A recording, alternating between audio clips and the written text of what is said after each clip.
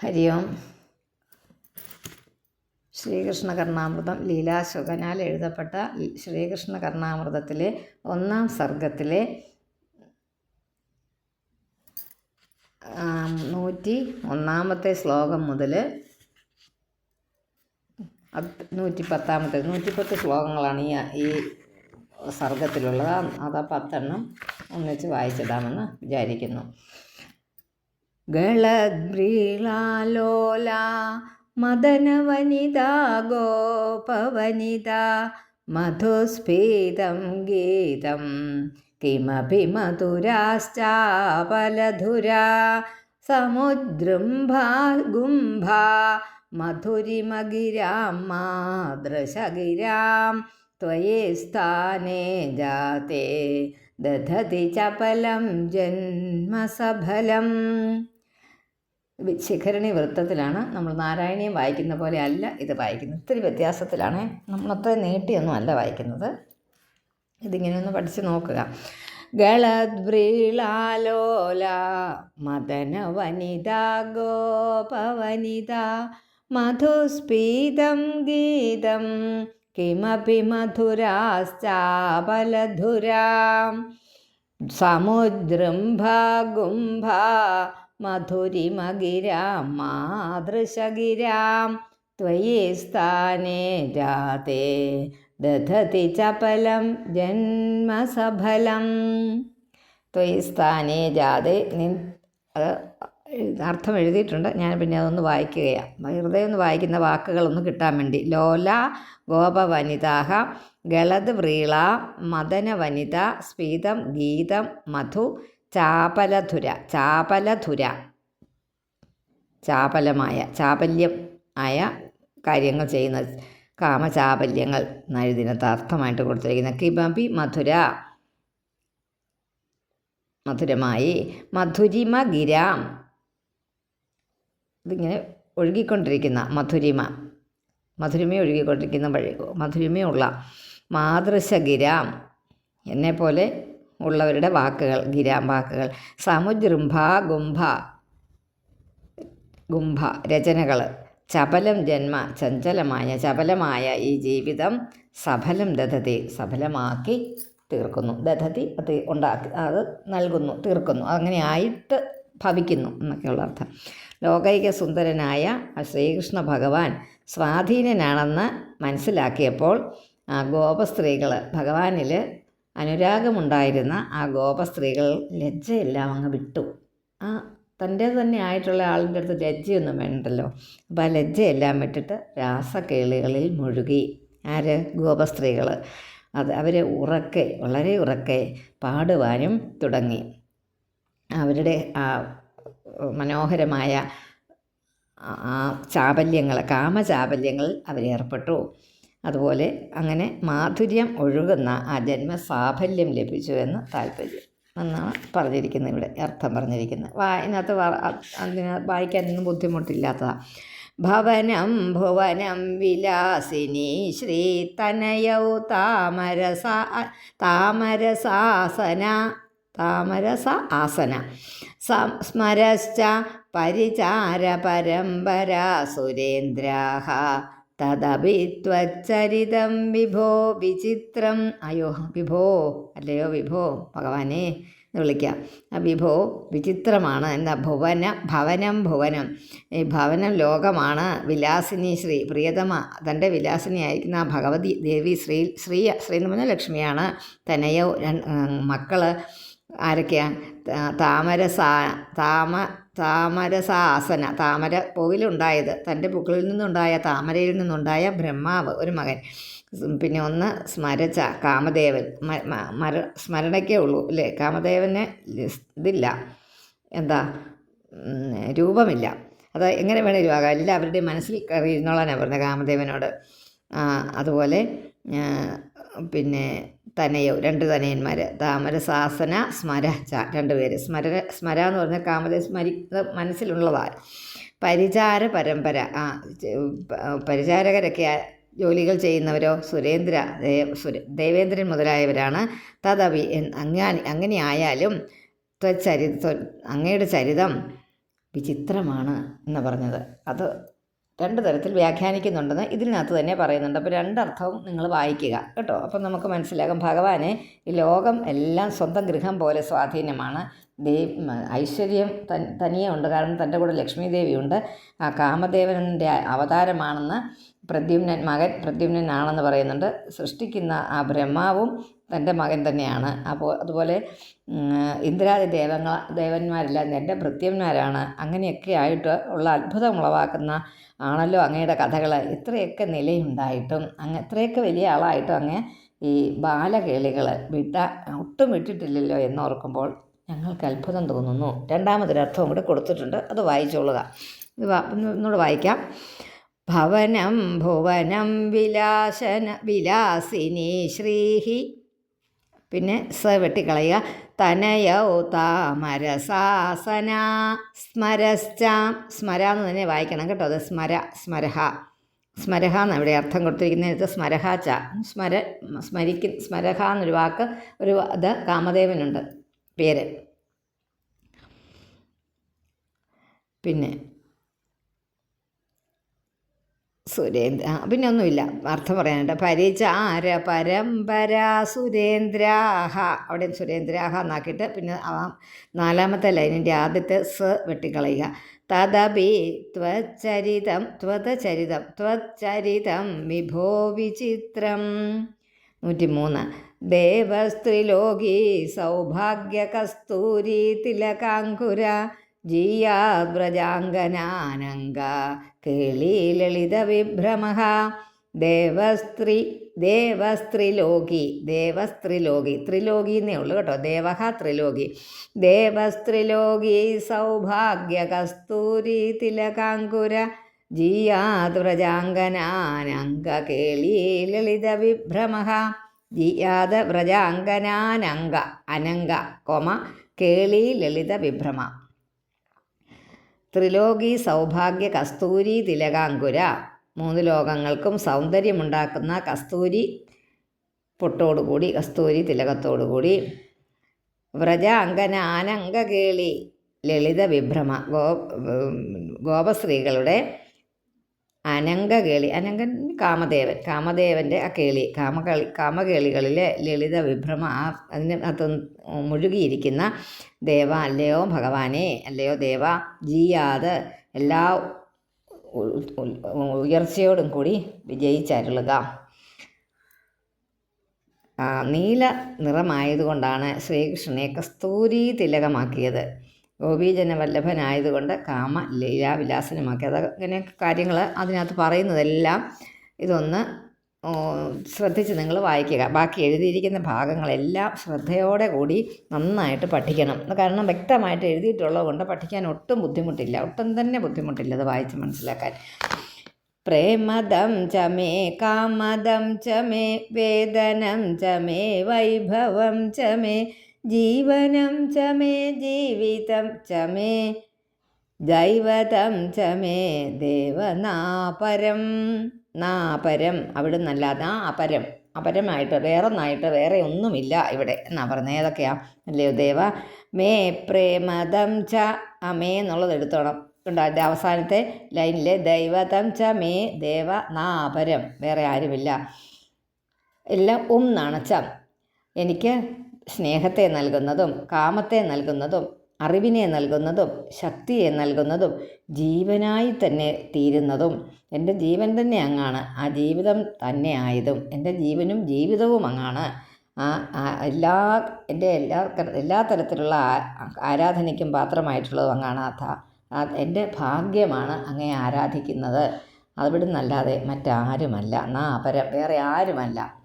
ധൈര്യമുള്ളവർ വായിക്കുക. അങ്ങനെ തന്നെ കേട്ടോ. എനിക്ക് അവരാണ് തരുന്നത് ഇവരാണ് തരുന്നതെന്നൊന്നും ഓർക്കണ്ട. നമുക്കെല്ലാം തരുന്നത് ഭഗവാനാണ്, വേറെ ആരുമല്ല. നമുക്ക് എല്ലാം നമ്മുടെ ആരോഗ്യം, സന്തോഷം, നമുക്ക് ധനം അതൊക്കെ തരുന്നത് ആരാ? ഭഗവാൻ തന്നെയാണ്. അത് പൂർണ്ണമായിട്ടും വിശ്വസിക്കുക, ധൈര്യമായിട്ട് വായിക്കുക. പ്രേമദം ചമേ കാമദം ചമേ എല്ലാം ഭഗവാനാണ് തരുന്നത്. നമ്മളായിട്ട് ഒന്നും നമുക്കിവിടെ നേടാനില്ല. ഭഗവാനൊക്കെ തരുന്നതൊക്കെ സ്വീകരിക്കുക, അതേ നിവൃത്തിയുള്ളൂ. വേറെ ആയിട്ടൊന്നുമില്ല. വേറൊരാളിനെയും നിങ്ങൾ ചിന്തിക്കേണ്ട. അവരുണ്ടായിരുന്നെങ്കിൽ ഇങ്ങനെ വരുമായിരുന്നു, അവരില്ലാത്ത കൊണ്ടാണ് ഇങ്ങനെ വന്നത് വിചാരിക്കേണ്ട. ഭഗവാൻ മാത്രമേ ഉള്ളൂ തന്നതെല്ലാം. അത് പലരിൽ കൂടി, പല വഴിയിൽ കൂടി, പല സ്നേഹത്തിൽ കൂടി, പല വിചാരത്തിൽ കൂടി നമുക്ക് പലതും കിട്ടിയതാണ്. അതെല്ലാത്തിനും പുറകിലുള്ള ചരട് വലിക്കുന്നത് ഭഗവാനാണ്.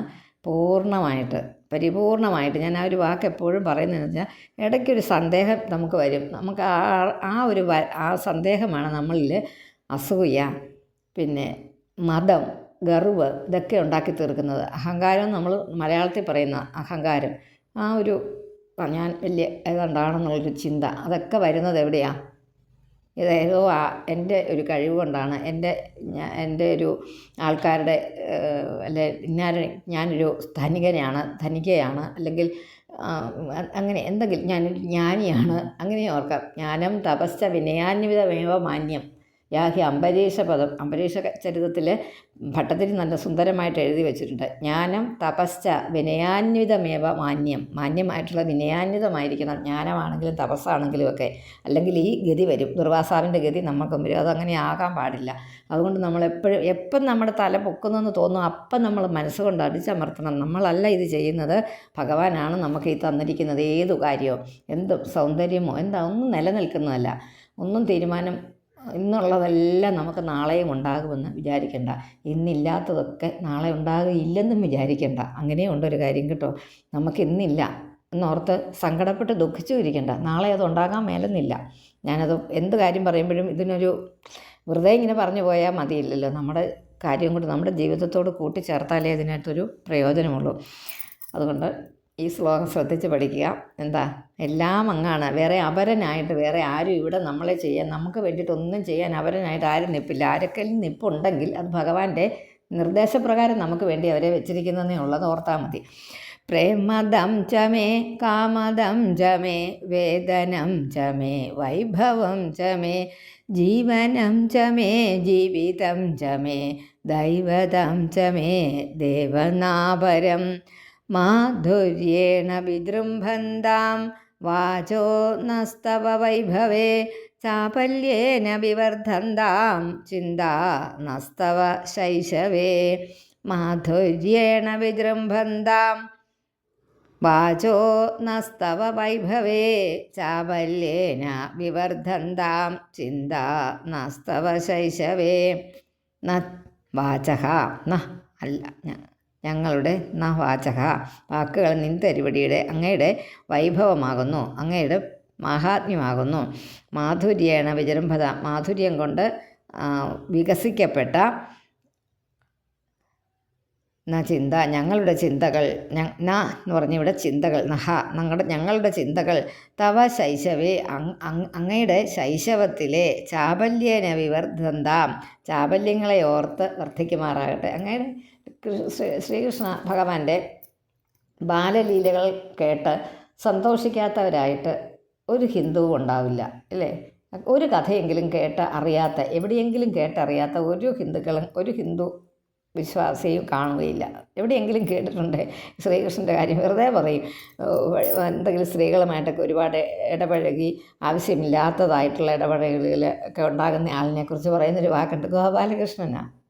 എന്താ അതിൻ്റെ അർത്ഥം? ഭഗവാനെ ഒന്ന് ചെറിയാക്കി കളിയാക്കുക. പക്ഷെ അങ്ങനെയാണെങ്കിൽ കൂടി പരിഹാസ്യമായിട്ട് പോലും പറയുന്നുണ്ടെങ്കിൽ ആ കഥ എത്ര വലുതായിരിക്കണം.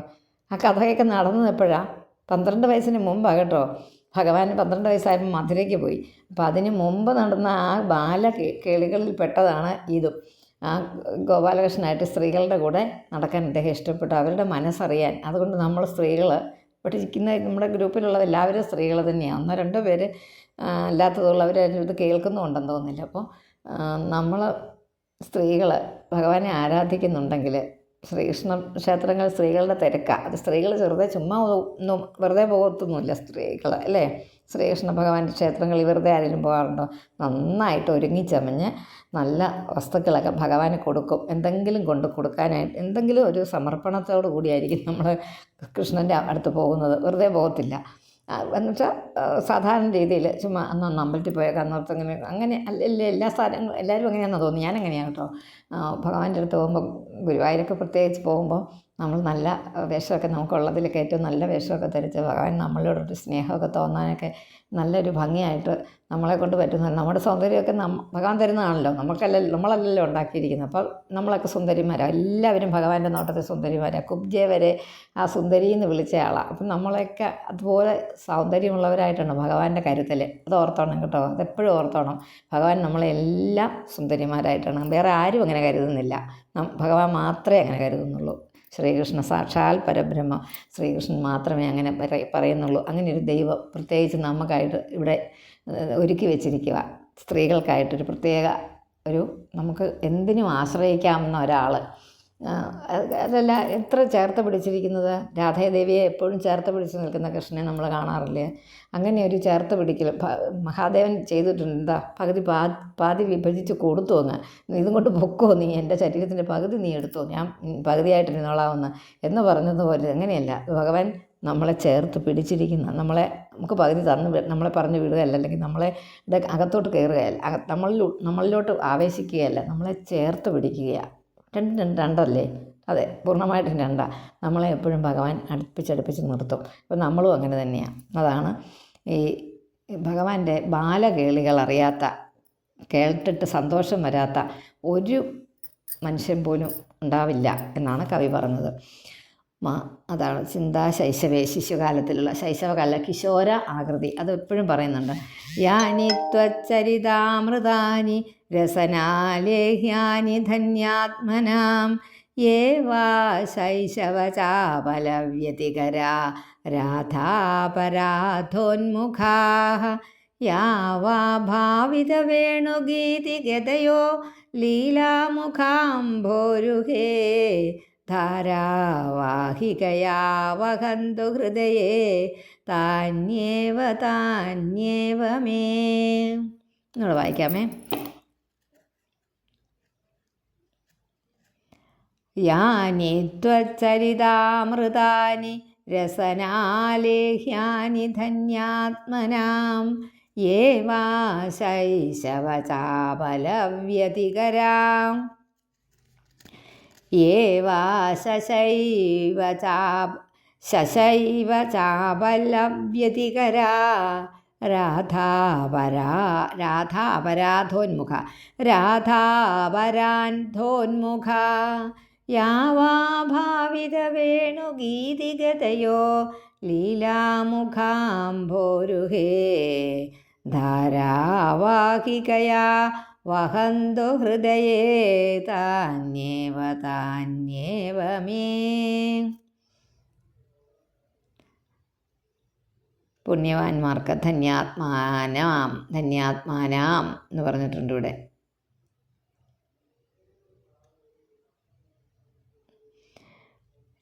രസനാലേഹ്യാനി നാവ് കൊണ്ട്, രസന എന്ന് പറഞ്ഞാൽ നാവ് കൊണ്ട് ലേഹ്യം നക്കിയെടുക്കുന്നത്, അതായത് ലേഹ്യം എന്നുള്ള പേര് വന്നായിരിക്കും കേട്ടോ. നക്കിയല്ലേ നമ്മൾ തിന്നുന്നതായിരിക്കും, എനിക്കറിഞ്ഞുകൂടാ കേട്ടോ. ലേഹ്യാനി യാനി ത്വച്ച ചരിതാമൃതാനി, ആ അമൃത രൂപത്തിലുള്ള ഭഗവാന്റെ കഥകൾ ഉണ്ടോ? രാധ അപരാധോന്മുഖ, രാധയുടെ നേരെ അപരാധം ചെയ്യാൻ മുതിർന്നുകൊണ്ടുള്ള വാ ശശൈവ ചാപലവ്യതികര, കുസൃതിത്തരങ്ങൾ ഉണ്ടോ? ഇതെല്ലാം ബാലകേളികളുണ്ടോ? മുഖാംഭോരുഹേ, ആ സുന്ദരമായ താമര പോലെയുള്ള മുഖമുള്ള ഭാവിത വേണുഗീതിഗതയ, മുരളീ ഗാന രീതികളെ, ഗാനത്തിൻ്റെ ഈണങ്ങളെ ആവിഷ്കരിച്ചു കൊണ്ടുള്ള മുരളീഗാന ഈണങ്ങളെ യാവാ ലീല, ഏതെല്ലാം കളികളുണ്ടോ? താനിയേവ അവയൊക്കെ തന്നെ, എല്ലാം തന്നെ എന്ന് പറയുക. താനിയേവ ഏറ്റവും അവസാനത്തെ ലൈൻ, താനിയേവ മേ ഹൃദയേ ധാരാവാഹികയ, എൻ്റെ ഹൃദയത്തിൽ ഒട്ടും മുറിയാതെ, ധാര എന്ന് പറഞ്ഞാൽ വഴിപാട് കണ്ടിട്ടില്ലേ, മുറിയാതെ ഇങ്ങനെ തുള്ളിയായിട്ട് വീണുകൊണ്ടിരിക്കും അതൊക്കെ. ധാരാവാഹികയാ വഹന്തു, എവിടെയാ? ഹൃദയത്തിൽ. വഹന്തു, ഞാൻ എൻ്റെ ഹൃദയത്തിൽ ഇങ്ങനെ ഭഗവാന്റേത് ഒന്നും മുറിയാതെ എപ്പോഴും ഒഴുകിക്കൊണ്ടിരിക്കണമേ. ഒരു നേരം പോലും ഭഗവാൻ ഇവിടുന്ന് മാറി നിൽക്കാനിടയാവരുതേ എന്ന്. അത് പറയുന്നത് ഇത്രയേ ഉള്ളൂ. ഭഗവാന്റെ കഥകൾ എത്ര കേട്ടാലും മതിയാവില്ലെന്ന് പറയുന്നത് ആ ഒരു വാക്യം വേറൊരു രീതിയിൽ പറഞ്ഞിരിക്കുന്നു. യാനി ത്വച്ചരിതാമൃതാനി രസനാലേഹ്യാനി ധന്യാത്മനാം യേവാ ശൈശവചാബലവ്യതികരാ രാധാപരാധോന്മുഖാ യാവാ ഭാവിതവേണുഗീതികതയോ ലീലാമുഖാംഭോരുഹേ ധാരാവാഹികയാ വഹന്തു ഹൃദയേ താന്യേവ താന്യേവ മേ.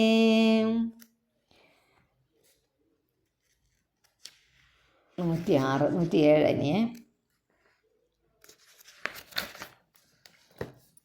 ഭക്തിസ്ത്വയി സ്ഥിരതരാ ഭഗവന്യതി സ്യാത് ദൈവേന ന കലിത ദിവ്യകിശോരവേഷേ മുക്തി സ്വയം മുകുളിതാഞ്ജലി സേവതേ സ്മാൻ ധർമാർത്ഥകാമഗതയാ സമയപ്രതീക്ഷാഃ ഭക്തിസ്ത്വയി സ്ഥിരതരാ ഭഗവന്യതി സ്യാത് ദൈവേന ന കലിതക ദിവ്യകിശോരവേഷേ മുക്തി സ്വയം മുകുളിതാഞ്ജലി സേവതേ സ്മാൻ ധർമാർത്ഥകാമഗതയാ സമയപ്രതീക്ഷാഃ. കലിത ദിവ്യകിശോരവേഷേ, ആ ദിവ്യനായ ബാലരൂപിയായിട്ടുള്ള വേഷം ധരിച്ചവനെ തൊയി അങ്ങയുടെ ദൈവേന ദൈവച്ഛയാൽ നമ്മൾക്ക് നമ്മൾക്ക് നമ്മൾ എന്നൊക്കെ വാക്കുന്ന സ്ഥിരതര സ്ഥിരമായിട്ട് ഭക്തി യതി സ്യാത് ഭക്തി ഉണ്ടാകുമെങ്കിൽ മുക്തി സ്വയം മുക്തി തന്നെ വന്നോളൂ. അതിൻ്റെ പുറകെ മുകുളിതാഞ്ജലി, മുകുളിതം എന്ന് പറഞ്ഞാൽ കൂപ്പി നിൽക്കുന്ന, അഞ്ജലി എന്ന് പറഞ്ഞാൽ 2 കൈകളും കൂപ്പി നിൽക്കുന്ന നമസ്കാരം പറയുന്ന രീതിയിൽ അസ്മാൻ സേവതേ നമ്മെ സേവിക്കുന്ന ധർമാർത്ഥ കാമഗതയ ധർമ്മവും അർത്ഥവും കാമവും പിന്നെ എന്താ അവിടെ വേണ്ടത്? മോക്ഷം കൂടെ മതി. സേവിക്കാൻ സമയം കാത്തു നിൽക്കുന്നു, സമയപ്രതീക്ഷ ആ പ്രതീക്ഷയോടെ നിൽക്കുന്നു. അത് അതിൻ്റെ അർത്ഥം മുഴുവനായിട്ട് താല്പര്യം എന്താണെന്ന് എഴുതിയിട്ടുണ്ട്, അത് വായിച്ച് മനസ്സിലാക്കുക. ഇത് അടുത്തതും ഒരു വളരെ സ്തുതിയാണ്. അടുത്തത് ഭംഗിയായിട്ടുണ്ട്, നമ്മളതും കേട്ടിട്ടുള്ളതാണ്. ഈ ശ്ലോകം നമ്മൾ ഒരുപാട് കേട്ടിട്ടുള്ളതാണ് കേട്ടോ. ജയ ജയ ജയ ദേവ ദേവ ദേവ ത്രിഭുവനമംഗള ദിവ്യനാമധേയ ജയ ജയ ജയ ബാലകൃഷ്ണദേവ ശ്രവണമനോനയനാമൃതാവതാരാം. ഇതെനിക്ക് കാരണം അറിയാവുന്ന. ജയ ജയ ജയ ദേവ ദേവ ദേവ ത്രിഭുവനമംഗള ദിവ്യനാമധേയ ജയ ജയ ജയ ബാലകൃഷ്ണദേവ ശ്രവണമനോനയനാമൃതാവതാരാം. വെറും ഒരു മംഗളം അതങ്ങ് പറഞ്ഞാൽ മതി, വായിച്ചാൽ മതി. ഭഗവാൻ ജയിക്കട്ടെ, ഭഗവാൻ ജയിക്കട്ടെ എന്ന് പറയുന്നത് അതാ. ഏറ്റവും അവസാനത്തെ ശ്ലോകത്തിലോട്ട് പോവുകയാണ്. തുഭ്യം നിർഭര ഹർഷവർഷവിവശാവേശസ്ഫുടാവിർഭവ ചാപല്യേന വിഭൂഷിതേഷു സുഹൃതാം ഭാവേഷു നിർഭാസത്തെ ശ്രീമദ്ഗോകുലമണ്ഡനായ മഹതേ വാചാം വിദൂരസ്ഫുരത് മാധുര്യൈക രസാർണവായ മഹസേ കസ്മൈ ചിദസ്മൈ നമഃ. ഒന്നുകൂടെ. തുഭ്യം നിർഭര ഹർഷവർഷവിവശാവേശസ്ഫുടാവിർഭവ അല്ല വിസർഗവിലെവിടെ ആവേശസ്ഫുടാവിർഭവ ചാപല്യേന വിഭൂഷിതേഷു സുകൃതാം ഭാവേഷു നിർഭാസത്തെ ശ്രീമദ്ഗോകുലമണ്ഡനായ മഹദേവാചാം വിദൂരസ്ഫുരത് മാധുര്യൈക രസാർണവായ മഹസേ കസ്മൈ ചിദസ്മൈ നമഃ. വളരെയധികം നിർഭരഹർഷവിവശം വളരെയധികം സന്തോഷിച്ചിട്ട് അതിൻ്റെ ആവേശത്തിൻ്റെ അങ്ങനെ മനസ്സിളകി മറിഞ്ഞിരിക്കുന്ന ഹൃദയങ്ങളിൽ പ്രകാശിച്ചുകൊണ്ട് എപ്പോഴും പ്രകാശത്തെ നൽകിക്കൊണ്ടിരിക്കുന്ന ഗോകുലത്തെ അലങ്കാരമായിട്ടുള്ള ആ ഭഗവാനെ വർണ്ണിക്കാനാകുന്നില്ല വാക്കുകൾ കൊണ്ട്. ആ മാധുര്യ രസസാഗരം ആണ്. അതുകൊണ്ട് ആ മഹാ തേജസ്വരൂപനായ, എല്ലാ തരത്തിലുമുള്ള തേജസ്വരൂപനായ ആ ഭഗവാന് ഞങ്ങളുടെ ഒരു വളരെയധികം താഴ്മയോട് കൂടിയ ഒരു നമസ്കാരം. ഈശാനദേവചരണാഭരണേന നീലീദാമോദര സ്ഥിരയശസ്തബകോദ്ഗമേന ലീലാശുകേന രചിതം തവ ദേവ കൃഷ്ണകർണാമൃതം വഹതു കൽപ്പശതാന്തരേപി. തൻ്റെ പേരും കാവ്യത്തിൻ്റെ പേരുമൊക്കെ ഇതിൽ ഉൾപ്പെടുത്തിയിട്ടുണ്ട്. ഒരു കാലഘട്ടത്തിലെ രീതിയാണത്. അങ്ങനെ ചേർത്തിരിക്കുന്ന ആരാണെന്നും എന്താണെന്നും ഒന്നറിയാതെ പോകാതിരിക്കാൻ. ഒരു പക്ഷേ ഈ ലീലാസുഖ കവി ഇതെഴുതിയപ്പോൾ അദ്ദേഹത്തിന് മുൻകാലങ്ങളിൽ രചിച്ചവരുടെ വ്യക്തമായ അറിവ് ആൾക്കാർക്ക് ഉണ്ടായിരിക്കില്ല. അന്നത്തെ പണ്ഡിത ശ്രേഷ്ഠനായിട്ടായിരിക്കുമല്ലോ ഈ ലീലാസുഖ കവി. കാരണം എഴുതിയിരിക്കുന്ന വാക്കുകളൊക്കെ കേട്ടാൽ നമുക്കറിയാം ഒരു കാവ്യം എഴുതാനായിട്ടൊരു കഴിവുള്ള ആളായിരുന്നു. അപ്പോൾ അദ്ദേഹം ഓർത്ത് കാണാം അവരുടെ അന്നത്തെ ആ ഒരു രീതിയിൽ അതിന് മുമ്പുണ്ടായിരുന്നവർക്ക് വന്ന ഒരു പ്രശ്നം തങ്ങൾക്കുണ്ടാകരുതെന്നോർത്ത് ഒരു മറച്ചു വെച്ചുകൊണ്ട് എന്നാൽ വ്യക്തമായിട്ടും അത്ര എഴുതി ചേർക്കാതെ, എന്ന് വെച്ചാൽ പുസ്തകത്തിൻ്റെ പുസ്തകത്തിനൊന്നും ഇല്ലല്ലോ അന്ന്, താളിയോല ഗ്രന്ഥങ്ങളായിരിക്കുമല്ലോ. അപ്പോൾ അതിൽ ഒരു കാവ്യത്തിൽ അവസാനമൊക്കെ ആയിട്ട് ജയദേവ കവി എഴുതി ചേർത്തിട്ടുണ്ടല്ലോ, ജയദേവ എന്നുള്ള ഒരു വാക്ക്, ജയദേവ. അങ്ങനെ അതുപോലെ ഒരു മുദ്ര എന്ന് പറയുന്ന മുദ്ര അവരുടെ മുദ്ര അതിനകത്ത് പതിപ്പിച്ചിട്ടുണ്ട്. അത് പിന്നെ കർണാടക സംഗീതത്തിൽ ത്രിമൂർത്തികൾ എന്ന് പറയുന്ന ത്യാഗരാജസ്വാമികളും ദീക്ഷിതർ അവരുടെ എല്ലാം കൃതികളിൽ ആ ഒരു ഭാവം അവരുടെ ഒരു പേര് ചേർക്കും. ത്യാഗരാജസ്വാമികൾ ത്യാഗരാജ എന്ന് ചേർക്കാറുണ്ട്. അതുപോലെ നമ്മുടെ സ്വാതി തിരുനാൾ മഹാരാജാവിന് ഒരുപാട് കർണാടക സംഗീതത്തിൽ ഒരുപാട് വാഗ്ഗേയകാരനാണ് അദ്ദേഹം. കീർത്തനങ്ങൾ എഴുതിയിട്ടുള്ള അദ്ദേഹത്തിൻ്റെ മുദ്ര പത്മനാഭ എന്നായിരുന്നു. പത്മനാഭ എന്നൊരു വാക്ക് അദ്ദേഹത്തിൻ്റെ കൃതികളിൽ എവിടെയെങ്കിലും അദ്ദേഹം ചേർത്ത് വെക്കും. അപ്പോൾ അത് കാണുമ്പോൾ അറിയാം ഇത് എഴുതിയിരിക്കുന്നത് സ്വാതി തിരുനാളാണെന്ന്. അത് നിങ്ങളൊന്നും മനസ്സിലാക്കിക്കൊള്ളുക കേട്ടോ. മുദ്രകൾ എന്ന് പറയും കവിതകളിലൊക്കെ എഴുതിയിരിക്കുന്ന ഈ വാക്കിന് മുദ്രകൾ അവരുടേതാണെന്ന് അറിയാൻ വേണ്ടി. അതുപോലെ ഇതിനകത്തും ലീലാസുവൻ എഴുതിയിരിക്കുന്ന ആ ഭക്തനായ ഈശാനദേവ ചരണാഭരണേന ആ ഭക്തനും ശ്രീകൃഷ്ണ ഭഗവാനെ ആ പരമേശ്വരൻ്റെ ഭക്തനാം ദാമോദരന് സ്ഥിരമായ കീർത്തിക്ക് കൊമ്പുളവാക്കിയവനും ലീലാസുവൻ രചിച്ചിട്ടുള്ള നിൻ തിരുവടിയുടെ ഇങ്ങനെയാണ് എഴുതിയിരിക്കുന്നത്. അവിടുത്തെ കർണാമൃത സ്തോത്രം, കർണാമൃതം എന്ന് പേരിട്ട ആ സ്തോത്രം അനേകം കൽപ്പകാലങ്ങളുടെ അവസാനത്തിലും ഒഴുകിക്കൊണ്ടിരിക്കണമേ. അപ്പോൾ അത് ഒഴുകിക്കൊണ്ടിരിക്കണമെങ്കിൽ എന്ത് ചെയ്യണം? ആളുകൾ ഇത് പഠിക്കണമെങ്കിൽ ഇതുപോലത്തെ കാര്യങ്ങൾ സത്സംഗത്തിലൊക്കെ ഇരുന്ന് ഇതുപോലെയുള്ള കാവ്യങ്ങൾ നമ്മൾ അത് മനസ്സിലാക്കണം. അത് അദ്ദേഹം ആ ദീർഘവീക്ഷണത്തോടു കൂടി എഴുതി വച്ചിരിക്കുന്നതാണ്. പിന്നെ നമ്മൾ സാഹിത്യത്തിലോട്ട് പോകുന്നില്ല, സാഹിത്യത്തിൻ്റെ കാര്യത്തിലോ അതല്ല നമ്മുടെ ഉദ്ദേശം ഭഗവാനോടുള്ള ഭക്തി ഉണ്ടാകുക എന്നുള്ളതാണ്. അത് ഏത് മാർഗം സ്വീകരിച്ചാലും ആ ഭക്തി വരിക എന്നുള്ളതാണ് അവിടുത്തെ ലക്ഷ്യം. വേറെ ഒന്നുമില്ല, ഒന്നും വേണ്ട, വേറെ ഒന്നിനുമല്ല. ഇതെല്ലാം നമ്മൾ ചെയ്തു കൂട്ടുന്നത് ഭഗവാനോടുള്ള ഭക്തിക്ക് വേണ്ടിയിട്ടാണ്. അത് ഭക്തി ഉണ്ടാകുമ്പോൾ മുക്തിയും താനേ വരുമെന്ന് പറയുന്നുമുണ്ട് പലയിടത്തും. അപ്പോൾ അതൊന്നും ഉണ്ടാക്കിയെടുക്കാൻ, അതായത് ഭഗവാനോടുള്ളൊരു സ്നേഹം ഉണ്ടാക്കിയെടുക്കാൻ, ഞാനിവിടെ ഭക്തി എന്നുള്ള വാക്കിന് സ്നേഹം എന്ന് പറയുന്നത് മനസ്സിലാക്കാൻ എളുപ്പം. ഭഗവാനോട് നമുക്ക് സ്നേഹം ഉണ്ടാകാനായിട്ട് ഒരു പരിശ്രമം നടത്തിക്കൊണ്ടിരിക്കുന്നവരാണ് നമ്മളെല്ലാം. പൂർണ്ണമായിട്ടും ഭഗവാൻ മാത്രമേ ഉള്ളൂ. അതേ ഉള്ളൂ നമുക്ക് ശരണം. അതാണ് പൂർണ്ണമായ ശരണാഗതിക്കാണ് ഭക്തി എന്നൊരു പേര് കൊടുത്തിരിക്കുന്നത്. ഞാൻ പറഞ്ഞതാണ് കേട്ടോ, അത് എൻ്റെ ഒരു അഭിപ്രായമാണ്. മുഴുവനായിട്ട് പൂർണ്ണമായിട്ട് ഇത്തിരിയെങ്കിലും ഭാവം നമുക്ക് വേണ്ട. നമ്മളുടെ മിടുക്ക് കൊണ്ടാണെന്നോ നമ്മളുടെ കൂട്ടത്തിലുള്ളവരുടെയൊക്കെ സംരക്ഷണം കൊണ്ടാണെന്നോ അവരുടെയൊക്കെ ഉയർച്ചയിൽ അവർക്കൊക്കെ നല്ല ഇതുള്ളത് കൊണ്ടാണ് നമ്മളും സന്തോഷത്തിലിരിക്കുന്നത് എന്നും ഒന്നും ധരിക്കണ്ട. ഭഗവാന്റെ മാത്രം ഇച്ഛ കൊണ്ട്, ഭഗവാൻ മാത്രം വിചാരിച്ചിട്ടാണ് നമ്മളിപ്പോൾ ഈ സന്തോഷമായിട്ടിരിക്കുന്നുണ്ടെങ്കിൽ അങ്ങനെ ഇരിക്കുന്നത്. അതല്ല ദുഃഖമാണെങ്കിൽ അതിനൊരു കാരണവും ഉണ്ടായിരിക്കും. അപ്പോൾ അതിന് ഈ ദുഃഖം എന്നും നമ്മളെ ഇങ്ങനെ തുടർന്നുകൊണ്ടിരിക്കുമെന്നും നിങ്ങൾ ആരും ഓർക്കണ്ട. ഈ സന്തോഷവും എന്നും തുടർന്നുകൊണ്ടിരിക്കുമെന്നും ആരും ഓർക്കണ്ട. അങ്ങനെ ഉണ്ടെങ്കിൽ രണ്ടും നമുക്ക് വന്നു ചേരുന്നുണ്ട്. അതൊക്കെ സ്വീകരിക്കുക. അതൊക്കെ എങ്ങനെ സമചിത്തതയോടെ സമഭാവത്തോടെ സ്വീകരിക്കുക.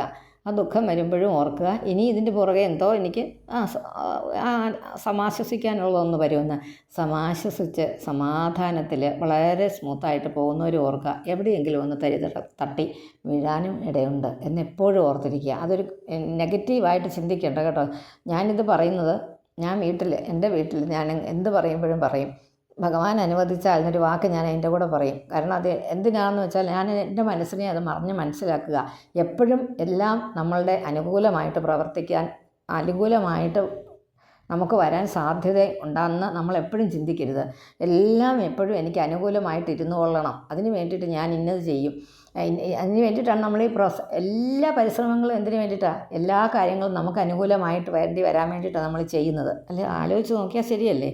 അപ്പം എപ്പോഴും അങ്ങനെ വന്നു കൊള്ളണമെന്നില്ല. അപ്പം വന്നു കൊള്ളാത്തതിനെ ഭഗവാനെ പഴിച്ചിട്ടും കാര്യമില്ല. ഞാൻ എത്ര പ്രാർത്ഥിക്കുന്നുണ്ട് ഭഗവാനെ, 2 നേരം ഞാൻ വിളക്ക് വെച്ച് നാമം ജപിക്കുന്നുണ്ട്, 2 നേരം ഞാൻ വിഷ്ണു സഹസ്രനാമം ജപിക്കുന്നുണ്ട്. അതൊക്കെ ശരി, അത് നമ്മുടെ മനസ്സിന് നേരെ നിർത്താൻ മാത്രമേ ആയിരിക്കുള്ളൂ. ഭഗവാനോടൊന്നും നമ്മൾ പ്രത്യേകം പറയണ്ട. അവിടുന്ന് നിശ്ചയിച്ചത് നടക്കും. അതാവുന്ന നമുക്ക് ദുഃഖമാണ് തരുന്നതെങ്കിലും സുഖമാണ് തരുന്നതെങ്കിലും അത് ദുഃഖവും സുഖവും നമ്മളായിട്ടുണ്ടാക്കി എടുക്കുന്നതാണ്. അതങ്ങനെ അങ്ങ് പൊക്കോളും. ദുഃഖമാണെങ്കിൽ അത് സുഖമായിട്ട് ചിന്തിക്കണമെന്നല്ല ഞാൻ പറയുന്നത്. ദുഃഖമാകുമ്പോഴും നമ്മളൊന്ന് മനസ്സിലടക്കുക. ദുഃഖം വന്നു ഉണ്ടോ, അത് നമുക്ക് ഉള്ള സ്വകാര്യ ദുഃഖങ്ങൾ പലതുണ്ട്, അതൊക്കെ അവിടെ തന്നെ വെക്കുക. നമുക്ക് ഇതിൽ നിന്നൊരു മോചനം നാളെ ഉണ്ടാവുമെന്ന് ഓർക്കുക. സുഖമായിട്ടിരിക്കുന്നവർ ഓർക്കുക, ഞാൻ ഇതേ രീതിയിൽ എൻ്റെ നാളെയും ഇന്നത്തെ പോലെ തന്നെ ആകണമെന്നൊന്നും ഇല്ല. നമുക്കും വരാം. ഈ ഒരു എവിടെയെങ്കിലും വേറൊരിടത്ത് കാണുന്ന പല ദുഃഖങ്ങൾ നമ്മൾ കാണുന്നില്ലേ, അതുപോലത്തെ ദുഃഖങ്ങൾ നമ്മളെ മാത്രം പിടികൂടുകയില്ലെന്ന് ധരിക്കരുത്. അത് നമുക്കും ഉണ്ടാവാം. എന്തും സൗന്ദര്യം, ധനം, പ്രശസ്തി, പിന്നെ മാനം, അപമാനം, ഇതൊക്കെ നമുക്കൊക്കെ ഇങ്ങോട്ട് കിട്ടാം. അത് ഈശ്വരേച്ഛയാണെന്ന് കരുതിക്കൊള്ളുക, അത്രയേ ഉള്ളൂ. ആരോഗ്യം എപ്പോഴും നമ്മൾ ആരോഗ്യമായിട്ടിരിക്കും. നമ്മൾ ഒരിക്കലും ഓർക്കേണ്ടത് പെട്ടെന്നൊരു ചെറിയൊരു പ്രശ്നം വന്നാൽ മതി, അത് പിന്നെ നമ്മൾ ഇൻവെസ്റ്റിഗേഷൻ ചെയ്ത് ഹോസ്പിറ്റലിൽ പോയി 2-3 എണ്ണം കഴിയുമ്പോഴത്തേനും നമുക്ക് മനസ്സിലാകാം നമുക്കൊരു വലിയ പ്രശ്നമുണ്ടെന്ന്. അത് വരാൻ തന്നെ നേരം വേണം. നമ്മൾ എന്തൊക്കെ പ്രശ്നങ്ങൾ കൊണ്ടാണ് നമ്മളുടെ ഈ ശരീരം നമ്മൾ കൊണ്ട് നടക്കുന്നതെന്ന് നമ്മൾ അറിയുന്നത് വളരെ വൈകിയതിന് ശേഷമായിട്ടുണ്ട്. ഒരുപാട് പേർക്ക് നമ്മൾ കേട്ടിട്ടുണ്ട്. നമ്മളിങ്ങനെ കാഷ്വലായിട്ട് പറഞ്ഞു വരുമ്പോൾ പറയും, അത് നമ്മൾ പറയുമ്പോൾ എന്താ, അത് വേറെ ആർക്കോ സംഭവിച്ചതായിട്ടാണ് വരുന്നത്. അത് നമുക്ക് എപ്പം വേണേലും ആർക്കാം എന്നോർക്കുക. ഇത് ചേച്ചി എന്നെ ഇങ്ങനെ പറയുന്നതെന്ന് ഓർക്കരുത്. ഞാൻ പറയുന്നത് വെറുതെ അല്ല, അങ്ങനെയാണ് സംഭവിക്കുന്നത്. ലോകം അങ്ങനെയാണ്, ലോകത്തിൽ അങ്ങനെയാണ്. അപ്പം നമ്മുടേത് മാത്രമായിട്ടൊരു പ്രത്യേകത ഇല്ലല്ലോ. ലോകത്തിൽ മുഴുവൻ കാണുന്നത് അങ്ങനെയായപ്പോൾ നമുക്കും എന്തെങ്കിലും ഒരു കാര്യം വരുമ്പം നമുക്ക് പിടിച്ചു നിൽക്കാനുള്ള ഒരു മാർഗ്ഗങ്ങളാണ് ഇതൊക്കെ.